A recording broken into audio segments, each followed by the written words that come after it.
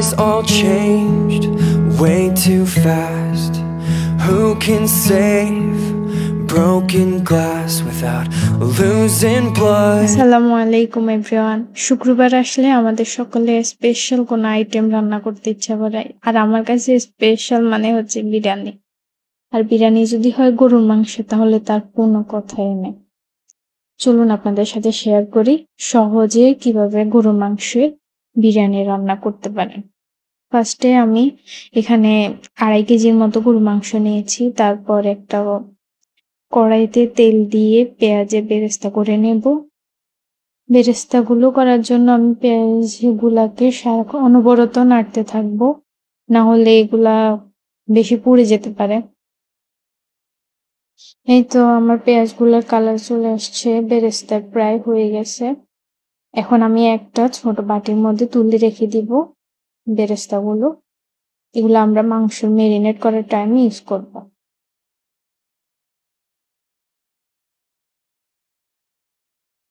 মাশাআল্লাহ, বেরেস্তাগুলোর কালার অনেক সুন্দর হয়েছে, পারফেক্ট বেরেস্তা। এখন গরু মাংস নিলাম 2.5 কেজি। এটার মধ্যে আমি ফার্স্টে লবণ দিয়েছি 2 চামচ, এটা স্বাদ অনুযায়ী দিবেন। তারপরে এর মধ্যে আমি রসুন দিব, রসুন দিয়ে এরপরে আমি ফ্রোজেন করা আদা দিব। 3 টুকরা নিয়েছি আমি, 1 টুকরা আলাদা সাইডে রেখে দিব পোলাওতে দেওয়ার জন্য। এখন 2 টুকরা ইউজ করছি। তারপরে দিলাম লাল মরিচের গুঁড়ো 2 চামচ দিয়ে এরপরে আস্তে আস্তে মশলাগুলো অ্যাড করব। ফার্স্টে দিয়েছি জিরার গুঁড়া 2 চামচ দিলাম। তারপরে দিব ধনে গুঁড়া দিয়ে এরপরে গরম মশলা অ্যাড করব। গরম মশলা গুঁড়া 2 চামচের মতো দিব।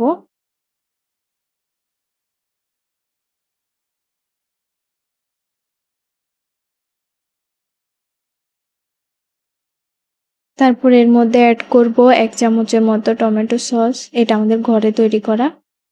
এরপরে দিব টক দই, আমি এখানে টক দই প্রায় 1 পার মতো ইউজ করেছি। তারপর এরপরে আমি কিছু কাজু বাদাম, চীনা বাদাম, জায়ফল, জয়ত্রী, লং, এলাচ, সরিষা, পোস্তদানা এগুলো একসাথে পেস্ট করে নিয়েছি। এবার এগুলো অ্যাড করব। বাদামের পেস্টগুলো দিয়ে তারপরে আমি বেরেস্তা করেছিলাম যে, এরপরে দিব কুচানো পেঁয়াজ, বেশ পরিমাণেই দিব পেঁয়াজ দিয়ে এরপরে আমি বেরেস্তা করেছিলাম যে তেলগুলা সেটাই দিব। তারপরে গোটা মশলা দিলাম, তেজপাতা, দারচিনি, লং, এলাচ। এরপরে বেরেস্তাগুলো অ্যাড করব। আমি সবগুলা দিব না, কিছু রেখে দিব পোলাওতে ইউজ করার জন্য। লাস্টে অ্যাড করব বেরেস্তা।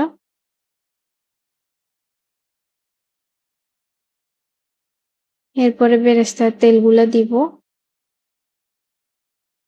পরিমাণে কমই দিলাম, আপনারা চাইলে আরো বাড়িয়ে দিতে পারেন। তারপরে এই পেঁয়াজ বেরেস্তাটা দেওয়ার কারণে মাংস থেকে অসম্ভব সুন্দর একটা ঘ্রাণ বেরোচ্ছিল। আপনারা কিন্তু অবশ্যই এই বেরেস্তাটা দেওয়ার ট্রাই করবেন। তারপরে আমি এখানে রাঁধুনি বিরিয়ানি মশলার গুঁড়াটা দিলাম। আমি কিন্তু এখানে পরে আবার অফ ক্যামেরাতে আরেকটু টক দই ইউজ করেছিলাম। টক দই বেশ খানিক, এই মাংসের মধ্যে টক দই বেশি দিলে বেশি ভালো হয় আর কি, খেতেও অনেক ভালো লাগে। এখন আমার সব মশলা দেওয়া শেষ, আমি এগুলো এখন মিক্স করে ম্যারিনেটের জন্য 1 ঘন্টা রেখে দেব।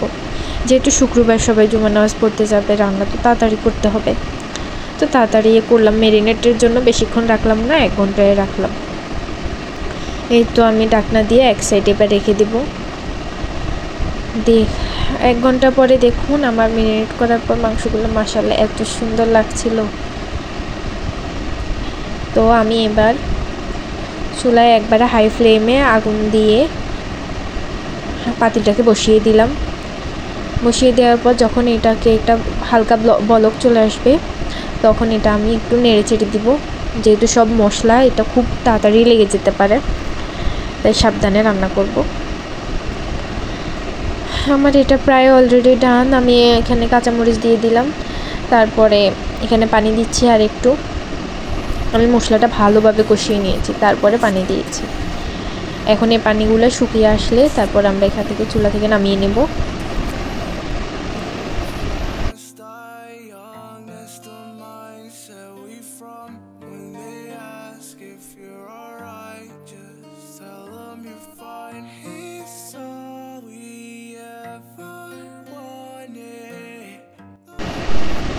মাংসটা আমার রান্না করা শেষ, ঠিক এরকম পর্যায়ে আপনারা নামিয়ে নেবেন। এরপর একটা কড়াইতে সামান্য পরিমাণ তেল দিয়ে আমি আলুগুলোকে একটু ভেজে নেব। এখানে আমি সামান্য পরিমাণে লবণ আর একটু ফুড কালার দিয়েছিলাম, জর্দার রং আর কি। আপনারা চাইলে এখানে এটা স্কিপ করতে পারেন, যার যার ইচ্ছে আর কি। জর্দার রংটা দিলে একটু ভালো দেখা যায়, সুন্দর দেখা যায় আর কি। এই আমি আলুগুলাকে খুব ভালোভাবে ভেজে নেব, নেড়ে চেড়ে সবগুলোকে ভালোভাবে ভেজে নিয়ে আমি যে পাত্রে বিরিয়ানি রান্না করব সেই পাত্রে তেল বসিয়ে দিলাম। তারপরে হালকা পেঁয়াজ দিব, এরপরে গোটা মশলা দিব, তেজপাতা, দারচিনি, এলাচ, লং এগুলো দিয়ে ভালো করে নেড়ে চেড়ে পেঁয়াজ যখন একটু নরম হয়ে আসবে তখন আমি চালগুলা দিয়ে দিব। চালগুলা ভালোভাবে নেড়ে চেড়ে ভেজে নেব।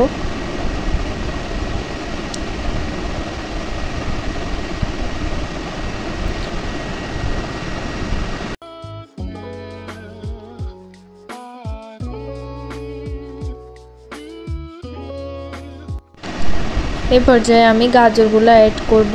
যেহেতু গাজর একটু বড় করে কেটেছি তাই চালের সাথে দিয়ে দিলাম, না হলে এটা শক্ত থেকে যাবে।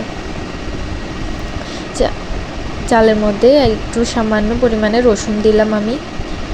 রসুন দেওয়ার পরে এটা ভালোভাবে ভেজে নেব। এরপর দিলাম শাহি জিরা, তারপর দিলাম আদা সামান্য পরিমাণে। এরপরে লবণ দিব, আপনারা আপনাদের টেস্ট অনুযায়ী লবণটা অ্যাড করবেন। গাজরটা দেওয়ার কারণে চালের মধ্যে এত সুন্দর লাগছিল। যাই হোক, আমি এবার পানি দিয়ে দিব। আমার এখানে 1.5 কেজি চাল আছে, তার জন্য আমি এখানে 3 কেজি পরিমাণে পানি ইউজ করেছি। তার মধ্যে দিলাম কেওড়া জল, তারপরে গোলাপ জল। এরপরে একটু পানিগুলো শুকিয়ে আসলে আমি রান্না করা মাংসগুলো দিয়ে দিব। মাংসগুলো দিয়ে ভালোভাবে নেড়ে চেড়ে এটাকে মিশিয়ে নেব। এরপর কয়েকটা কাঁচামরিচ দিব, দিয়ে এর মধ্যে আমি এখানে গরুর দুধ ব্যবহার করেছি প্রায় 1 পায়ের মতো। তারপরে লবণ দিলাম, এরপরে নেড়ে চেড়ে আবার ভালোভাবে মিশিয়ে নিলাম। আমি সেদিন একটা বড় ভুল করে ফেলছি, আলুগুলা যে ভাজি করছি ওইগুলো আমার এখন মাংসের সাথে দেওয়া উচিত ছিল, কিন্তু আমি ভুলে গেছিলাম। এরপরে আমি লাস্টে দিছিলাম, কিন্তু আলুগুলো সিদ্ধ হয় না। এরপরে আমি কিশমিশ দিয়ে একটা তাওয়া বসিয়ে তাওয়ার মধ্যে দিয়ে দিব। এই তো লাস্টে আমি এখানে ঘি দিলাম, বেশ পরিমাণে দিলাম। আমি এই ঘিটা একটা অনলাইন পেজ থেকে অর্ডার করছি, এটা অনেক ভালো, গ্রানও অনেক, খেতেও অনেক মজা, অনেক ভালো হয়েছে। এই যে আমি যে ভুলটা করছি আলুটা লাস্টে দিয়ে, আমার এটা মাংসের সাথে দেওয়া উচিত ছিল। আপনারা কিন্তু এই ভুলটা করবেন না, আপনারা মাংসের সাথে দিয়ে দিবেন। দেখুন কত সুন্দর লাগতেছে। এরপরে আমি এটা নেড়ে চেড়ে আবার একটু করে দেব, মিশিয়ে দিব সবগুলা।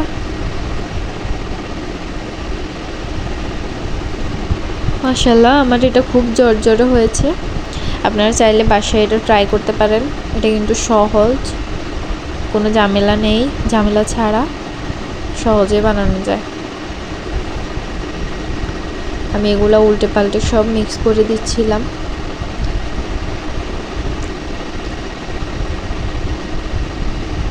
দেওয়ার পরে আমি এই পর্যায়ে বেরেস্তাগুলো দিয়ে দিব, যে বেরেস্তাগুলো রেখেছি ওইগুলো দিয়ে আবার ভালোভাবে মিশিয়ে নেব, যেন বেরেস্তাগুলো সবগুলোর সাথে মিশে যায়। এখন আমি আপনাদেরকে পরিবেশন করে দেখাচ্ছি। মাশাআল্লাহ, খেতে এত টেস্টি হয়েছে। আপনারা বাসায় এটা ট্রাই করে দেখতে পারেন, সহজ রেসিপি। আল্লাহ হাফেজ।